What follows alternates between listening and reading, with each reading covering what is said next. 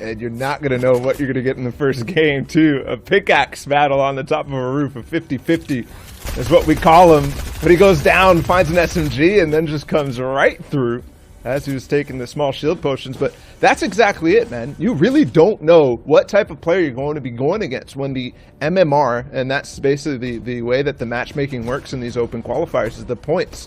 If you have a certain amount of points, you're going to be placed around people who have similar. And when it's everybody on 0, you know, you really have no clue. You could see somebody land on you by accident in some cases.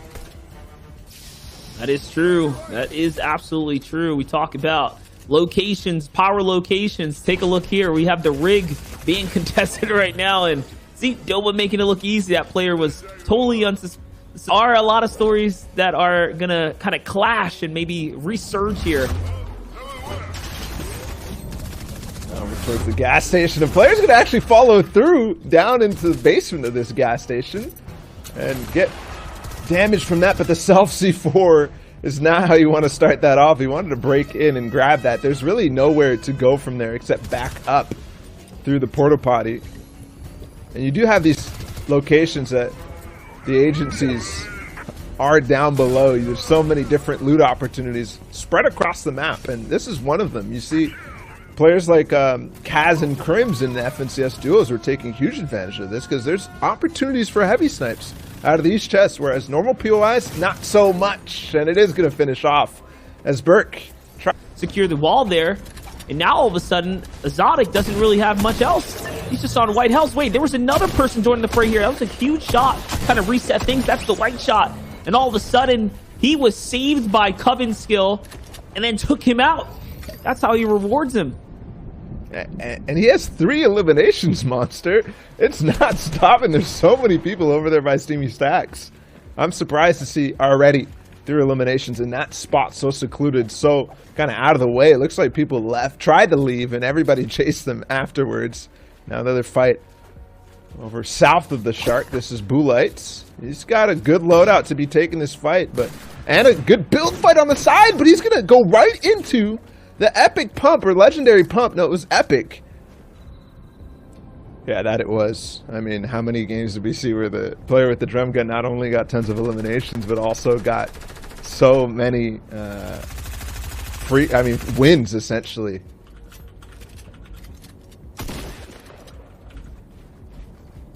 Got a little fight right now. Midi kind of hanging out in the height. Is he going to be able to hold it? No, he actually gives up the height.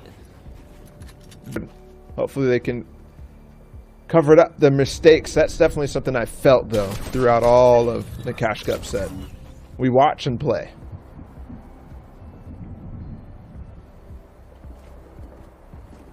And it's going to go up and up and up. This is one of the players with TNT in his boombo. And Ayame going to break it right down. He's got a good blue tack to use on this fight if he wants to, but it continues no matter whether there was a breakdown or not. Literally instantly, the other player builds right back up. No opportunity to even tag him. And the side stairs, he's trying to get on every single wall. He did just fall to his elimination, so he will realize that. For now, though, just trying to pressure him, just trying to make sure that he can't get the heal. It's going to be the edit aggressively from the other player, and there it is. Ooh. A good shot right there, Balla. And I'm just going to keep a low profile here as things are getting a little bit dodgy on my end. Sorry to Mythic loadouts, the purple pump. See, he's going full on aggro mode right now. Does miss that first pump shotgun. It's going for height now. A little bit of a build off here. Beautiful cones though. A little bit of a retake as well. And all of a sudden, Zypher has to use the grappler. That's the giveaway. And now he still can't take height though. No, he can't, even with the grappler. Sometimes that does not actually give you what you think it could, because of the way that people have been build fighting recently in the meta is straight up. And it means that you don't get the opportunities like that, but up to the side and off the booster. And Zafure is going to try to make quick work of him. He goes all the way to the top of the metal base and gets it 100. Oh, what? What? No. No, not like this. Not like this. You missed the floorboard there. Falls, Balla. You just fell. 1 versus 1 using a minigun. It's going to be a heavy snipe dive into the box, and he will get the heal him. Going back on that, though, Mitro was a machine. He was surgical with the thing. And there's some cases where it pulls to a completely empty location. This is an easy snipe. No, he moves at the last second. And that's the cue for Ion to drop in the box. That's a sign of somebody who's paying close attention to his surroundings. And maybe a reason for him moving above him. Knowing that, okay, if this guy opens up, if he makes an edit, if he takes a snipe shot, that's going to mean that he's not paying attention to the opportunity that I have to dive in on top of you with no cone. That's a free elim for Ion. What a good call, good patience there, like you said, especially with the heavy sniper, one of these slower weapons to swap out from because of the, that slow pullout time. So to have the heavy and time that was really nicely done here. There's Exotic trying to get his rotation on. He does have that minigun. Last we were just on him, he had 900 ammo. Now he has 600, so looks like he's making it rain just a little bit. And remember that you have the tools in your inventory to work. How many times have you played a game and you're in endgame and you're like, man, I really need to rotate, and you forget that you have a launch pad, and because of that you get focused by the entire lobby. It looks like he's getting really close to getting just that, focused by the entire lobby, especially now taking a box fight on the edge of zone. That's the cue for people to be spamming him, but he's barely in. All he needs to do is tunnel forward. There's another player, he might take shots. I think the best thing to do right now would just be to edge your way in, box up in metal, and wait until there's an opportunity that really presents itself. Because if you try to box fight on the edge and you start getting sprayed, it becomes so difficult to actually get in. This is a 20-man moving zone, Ball. Pay close attention to that zone. It is favoring him, so there's no need for him to get kind of over-ambitious to push that player right there. He's kind of chilling right here. He's got about 500 material. Not too bad. Things could be so much worse. See, as he's looking for pop shots, looking for opportunity right now. This is cutting directly over the water. He's one of the few players right now that actually has a landmass to work with. And if he takes advantage of that, he should be A-okay. Now going back to recycle the builds. Beautiful for him. But these other players are not going to be so lucky. Hence the minigun choke point right there. He's now going back into good rotates. Puts himself up a little layer right now. He's A-okay. He is in front of the zone. He is slowly but surely running out of material. No more hard mats for Mbala.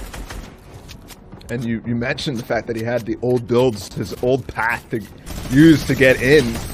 Ooh, nice minigun spray to get a little damage, and that should pressure this player up and off, or give him the opportunity if he wants to get in that box. But now that there's another player also making a play on the same position, I think it might be more wise to just get up and in.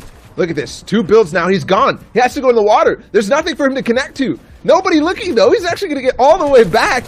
And I can't believe this, he's hiding underneath. Oh, turns around. And that's Ayame from earlier. Another elimination added to the tally of Exotic, who's got 7. This player's all around him right now. You heard the heavy sniper. He's doing such a good job. The only player in the water right now. Can he get another one? He needs this so bad, and it is just enough to keep him in the game right now.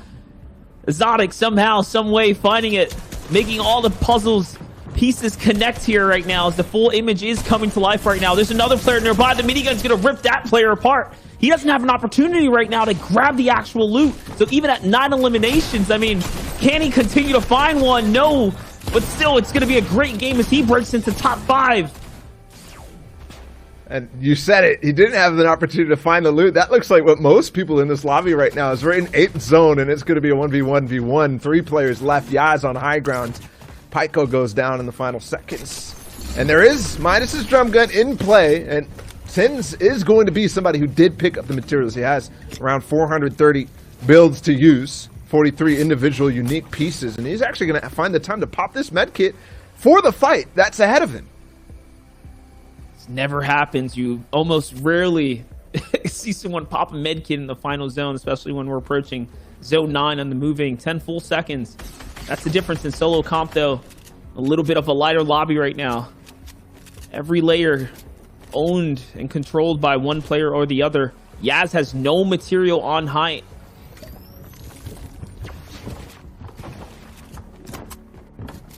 You just hear the sounds of everybody. This is where you got to figure out exactly how this is playing out. And TX is going to take height on him, but runs out of materials. It doesn't matter. The drum gun bails him out. From that game, I don't know, besides maybe the Venti Fishy imposter, just because of the name. No, I don't think there was anybody in that lobby, that first game of the day, that was up there. And even looking at this